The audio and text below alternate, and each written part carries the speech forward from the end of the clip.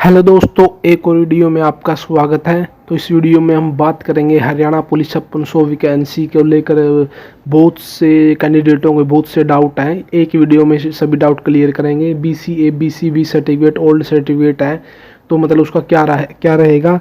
बहुत से कैंडिडेट ऐसे हैं जिनकी एज ज़्यादा होने के बाद भी फॉर्म एक्सेप्ट हो गया है, तो उनका क्या रहेगा। जनरल EWS और SC कैटेगरी की जिनके ज़्यादा एज हो गई और फॉर्म एक्सेप्ट हो गया, क्या रहेगा। जल्दी से वीडियो देखें, सारे डाउट है जो इस वीडियो में क्लियर कर देंगे। बहुत से भाइयों का जो यूट्यूब पर हमारे पर्सनल मैसेज आ रहा था कि मतलब डाउट है, जो ये डाउट है हमारे, ये डाउट क्लियर कर दो। उस डाउट पर हमने ये वीडियो बनाई है स्पेशल। तो वीडियो को लाइक करें, वीडियो को और चैनल को सब्सक्राइब करें।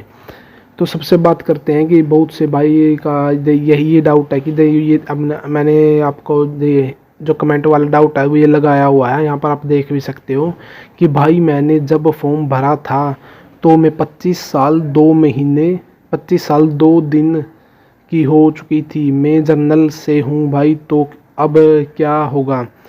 तो मैं बता देता हूँ। तो आपका ये है कि जब आपने फॉर्म अप्लाई किया था ना, जब आप 25 प्लस हो चुके, आपको पता ही जनरल में है जो 18 से 25 की उम्र मांगी गई है अब की बार। और कोई जैसे पिछली बार आपकी जो 6000 वैकेंसी थी उसमें तीन साल की छूट थी, लेकिन अब की बार है जो आपको 3 साल की छूट नहीं दी गई है जनरल में। तो अब की बार आपकी उम्र है जो 18 से 25 मांगी गई है।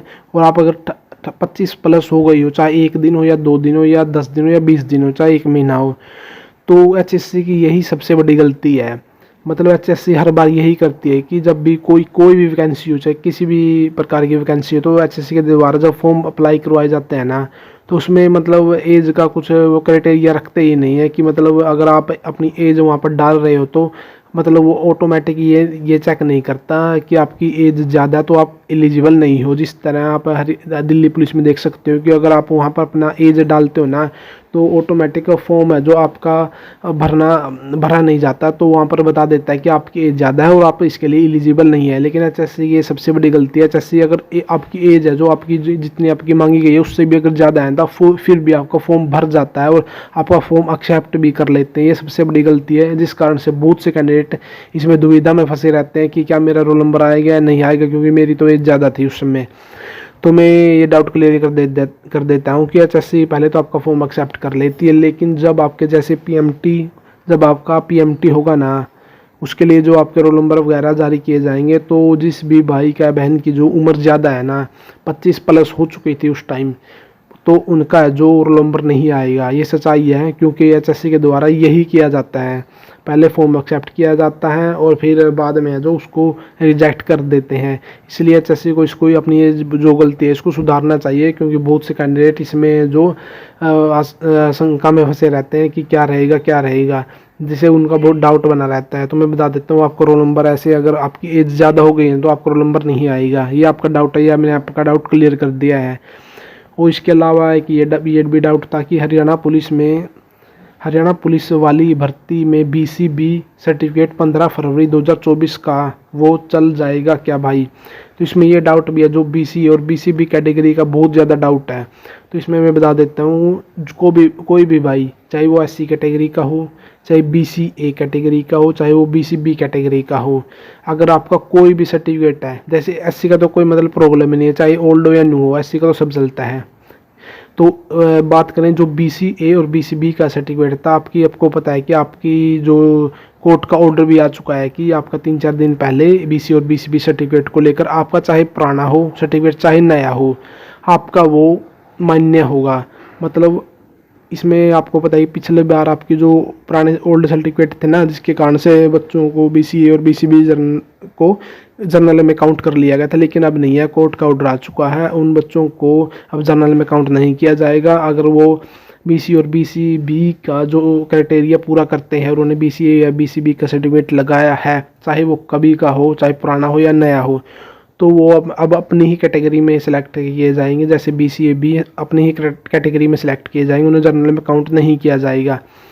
तो अगर आपने BC और BCB का सर्टिफिकेट भी नहीं लगाया और अपने कैटेगरी में BCA BCB सिलेक्ट की है, तो आपकी फैमिली ID के आधार पर आपकी जो ट्रिपल पी है, फैमिली आईडी के आधार पर ही आपकी जो कैटेगरी को सिलेक्ट कर लिया जाएगा। इसमें कोई प्रॉब्लम की बात नहीं है आपके लिए। फाइनल में जो आपकी डॉक्यूमेंट वेरिफिकेशन होगा ना, उस समय आपको इसमें काउंट कर लिया जाएगा।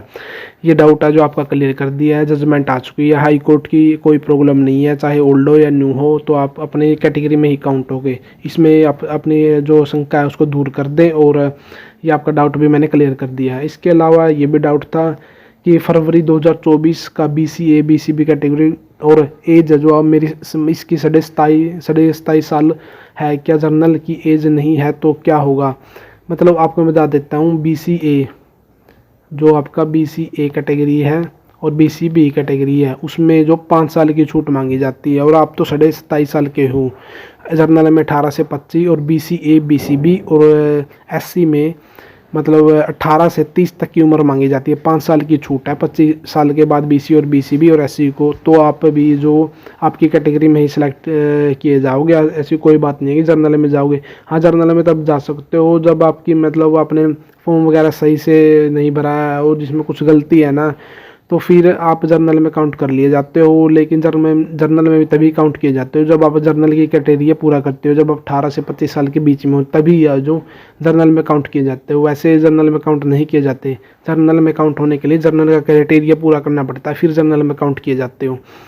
और जर्नल में काउंट अगर हो भी जाते हैं ना, तो उसके लिए जो ऐसे आपकी हाइट, चेस्ट वगैरह भी वो भी जर्नल के अकॉर्डिंग ही होनी चाहिए, ना कि आपकी जो रिजर्व कैटेगरी के अकॉर्डिंग। तो ये बता देता हूँ, BC और BC के लिए भी आपकी 5 साल की छूट दी गई है। आप नोटिफिकेशन में चेक कर सकते हो। उसमें SC कैटेगरी के लिए, BCA BC कैटेगरी के लिए और EWS कैटेगरी के लिए हरियाणा पुलिस में 5 साल की छूट दी गई है। तो आपका ये डाउट है कि ये 27.5 साल का होगा, तो आप इसमें कोई प्रॉब्लम नहीं है। आप जो जर्नल में काउंट नहीं होगे, आप अपनी कैटेगरी में काउंट होगे। तो इसके साथ में और कुछ ये बता देता हूँ कि ये बहुत बड़ा मतलब HSC का ये जो मतलब है फैक्ट है कि वो फॉर्म भराते समय है ना, आपका मतलब एज वगैरह काउंट नहीं करते। दिल्ली पुलिस में जैसे आप फॉर्म अप्लाई करते हो ना, तो तभी आपको जो मतलब अपने फॉर्म जैसे एज आपने वहाँ पर डाली, तो आपका वो फॉर्म बता देता है कि आप इसके लिए एलिजिबल नहीं हो। लेकिन जो HSC के द्वारा ऐसा नहीं किया जाता। HSC के द्वारा फॉर्म अप्लाई करवा लिया जाता है और बाद में आपको जो मतलब एन मौके पर आपका रिजेक्ट किया जाता है। रोल नंबर देने के समय आपके फॉर्म रिजेक्ट किए जाते हैं। ये बहुत बड़ी गलती है, इसको HSC को सुधारना चाहिए। तो इसके अलावा और कुछ ये भी डाउट था कि PMT-PST आपकी बहुत जल्दी आने वाली है, और अप्रैल के महीने में आपको PMT-PST देखने को मिलेगी। बहुत जल्दी आपकी भर्ती की है वो शुरू होने वाली है। और अगर और भी कुछ भाई का कोई डाउट हो तो पर्सनल आप नीचे कमेंट में मैसेज कर देना, तो मैं रिप्लाई करूँगा ज़रूर। अगर वीडियो अच्छी लगी है वीडियो को लाइक करें और चैनल को सब्सक्राइब करें। धन्यवाद। जय हिंद, जय भारत।